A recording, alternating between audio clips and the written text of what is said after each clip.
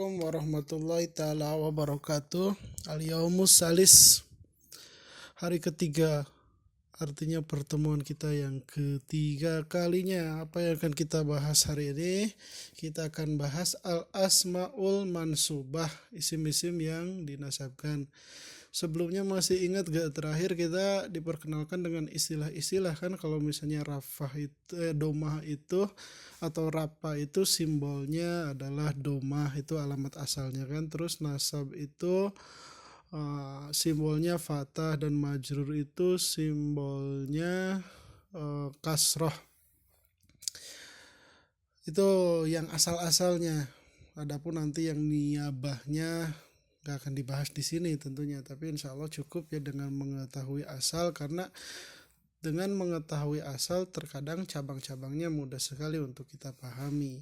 Nah, dari dua pertemuan pembahasan kemarin sebetulnya secara tidak langsung kita udah ngebahas isim marfu'at, karena mubtada, khobar, fa'il itu udah termasuk isim-isim yang dirapakan. Nah, pada kesempatan kali ini kita akan ngebahas isim-isim yang dinasabkan. Yang pertama adalah hal dan tamij. Hal dan tamij ini sebetulnya udah termasuk kelompok kata-kata keterangan karena menerangkan sesuatu. Apa sih? Kita simak dulu ya. Qadiyati badal jumlaten ismun yuradu bihi ziyadatul makna bayakunu mansuban. Terkadang datang setelah dua jumlah itu jumlah ismiyah atau jumlah fi'liyah apa sebuah isim yang fungsinya mendatangkan isim tadi adalah untuk menambahkan makna, maksudnya menerangkan makna agar lebih jelas. Maka keadaan si isim tadi yang secara fungsionalnya adalah menambahkan makna, hukumnya itu dinasabkan. Kita amati contoh berikut ini. Contoh jumlah ismiyah, Jaidun mukbilun musri'an wa akbala Jaidun musri'an. Jaid menghadap, musri'an seraya bergegas atau cepat-cepat. Wa akbala ini jumlah fi'liyah, wa akbala dan telah datang. Jaidun si Jaid, musri'an seraya bercepat-cepat atau seraya bergegas. Wa qad yuqalu, kadang juga dikatakan Jaidun mutasabbibun arokon wa tasabbaba Jaidun arokon. Si Jaid bercucuran. Apanya? Keringatnya. Ini jumlah ismiyah. Datang arokon tuh setelah jumlah ismiyah. Wa tasabbaba telah mengucur si Jaid. Apanya? Keringatnya. Kita amati di sini mana sih kata isim yang datang sebagai keterangan mana itu? Watalhazu ana musri'an ja'a ba'da hadasin ma'rufin wa huwa iqbalu falamma kana ma'rufan kana al-ghuradu min musri'an bayana halati hadzal iqbal wa hayatihi wa lihadza sumia halan. Kamu bisa amati kata musri'an itu datang setelah kejadian yang sudah diketahui, yaitu menghadap. Cuma ini kan menghadap ini masih butuh dijelaskan kan, menghadapnya gimana, cepatkah, lambatkah. Nah, saat sudah diketahui, maka tujuan daripada kata musri'an, cepat-cepat, adalah menjelaskan kondisi atau keadaan datangnya dan bentuknya. Oleh karenanya disebut dengan halan. Wa amma arokon, adapun arokon keringat ini datang ba'da hadasin mubham, dia datang setelah kejadian yang abstrak. Kenapa demikian? Li'anna tasobbuba, karena yang namanya mengucur qad yakunu lil arok, bisa jadi untuk keringat, bisa jadi untuk air, bisa jadi untuk minyak. Wa qad yakunu lil ma'i wa qad yakunu lisyahmi. Walihaza karena gordu min arokon tamyija ahadi hajihil ma'ani. Oleh karenanya tujuan daripada didatangannya kata arokon ini sebagai pembeda dari salah satu mana-mana tadi atau kemungkinan-kemungkinan tadi, liizalatil ibham, untuk yang fungsinya untuk menghilangkan kesamaran. Oleh karenanya dinamakanlah dengan tamyiz. Jadi di sini kita bisa memahami bahwasannya hal itu adalah kata keterangan keadaan, sementara tamyiz adalah kata keterangan yang membedakan. Sebagai penutup, Musri'an ini halun. Nah, musri'an secara kedudukannya dia halun, hukumnya mansubun, harus dinasabkan. Wa arokon, dan kata arokon dia tamijun, ini juga sama hukumnya dinasabkan.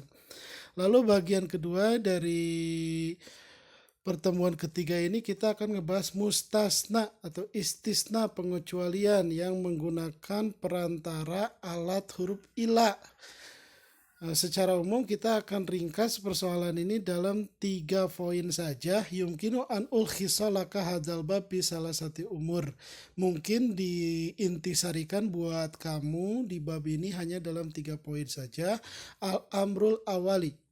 Poin pertama, ana ila ijajaat baina torpel jumlah lam yakun laha asarun kama takulu ma jaidun illa karimun wa ma jaa illa jaidun. Nah, ila apabila datang di antara dua bagian jumlah, misalnya mubtada dan khobar. Nah, si ila ini ada di tengah-tengah antara mubtada dan khobar. Atau fi'il dan fa'il. Nah, si ila ini berada di antara fi'il dan fa'il. Ada pengaruh gak ini? Enggak ada pengaruh. Seperti perkataan engkau, ma jaidun illa karimun. Enggak ada si jaid kecuali si karim. Wa ma ja'a illa jaidun. Dan tidaklah datang kecuali si Jaid. Nah, karim pada jumlah pertama yang notabene adalah jumlah ismiyah, dia kedudukannya adalah khobar, mubtadanya adalah jaid. Sementara kata jaid pada jumlah kedua yang notabene adalah jumlah fi'liyah, dia adalah fa'il. Wa yusama hajal uslubu, disebut uslub seperti ini adalah istisna'u nakis, disebut dengan istisna'a nakis. Kenapa demikian disebut pengecualian yang kurang? Karena li'anna ma qabla ila laisa jumlatan tamah, karena apa yang sebelum ila niyah dia itu bukan merupakan jumlah yang sempurna. Adapun poin yang kedua, ana ila ijajaat ba'da ihdal jumlaten intasobal ismu ba'da kama takulu al qaumul kurama'u illa jaidan wajah al qaumu illa jaidan. Nah, ila apabila datang setelah salah satu dari dua jumlah, maka intasobal ismu ba'da, maka dinasabkan isim yang datang setelah ila. Seperti perkataan Anda, al qaumu kurama, semua kaum orang-orang dermawan, terkecuali jaid. Nah, ila ini datang di antara dua jumlah, yaitu al qaumu kurama satu, yang keduanya adalah jaidan. Ini karena apa? Ila ini kan adat istisna, al qaumul kurama dia jumlah ismiyah yang dalam hal ini dia adalah mustasna minhu, sementara jaidan dia adalah mustasna. Wa ja'al qaumu ila jaidan, begitu juga dengan ja'al qaumu telah datang sekelompok kaum terkecuali si jaid, ini jumlah fi'liyah ya. Ini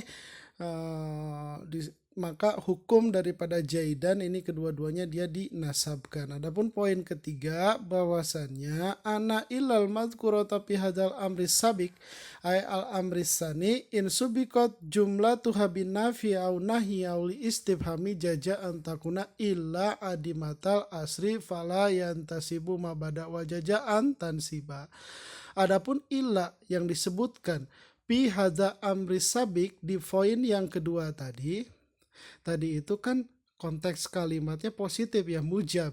Nah, kalau misalnya dalam nafi, maka dia in subikot jumlatuha bin nafi, apabila didahului si jumlahnya tadi dengan nafi atau dengan nahi, huruf-huruf yang memberikan pemahaman larangan, au istifhamin atau pertanyaan, maka boleh si ila itu memiliki atau tidak memiliki dampak, maksudnya dampak menasabkan, sehingga tidak menasabkan apa yang setelah jumlah, atau boleh juga untuk dinasabkan. Nah, ini terserah kamu, terserah mau dinasabkan boleh, nggak dinasabkan juga boleh. Seperti perkataan Anda, maja al qaumu ila jaidun, boleh ila jaidan. Au maja al qaumu ila jaidan. Oh, ini contohnya. Tidaklah datang sekelompok orang terkecuali si jaid. Ini maknafi itu. Terus atau maja al qaumu ila jaidan, sama aja. Maka disebutlah hadzal uslub fi halaitin saniyah wa tsalisa, disebutlah uslub yang dalam dua kondisi ini, poin kedua dan ketiga, dengan istisna tam li anal jumlah tamah qoblal ila, karena jumlah tamah, jumlah sempurna berada sebelum ilah. Adapun nanti ada istilah-istilah yang lain seperti misalnya istisna mutasil, istisna munqati, istisna munfarog. Ya kurang lebih adalah untuk menyebut istisna-istisna yang sudah kita jelaskan barusan. Mudah-mudahan dipahami. Naktafi bihadzal qadar wallahu alam bisawab.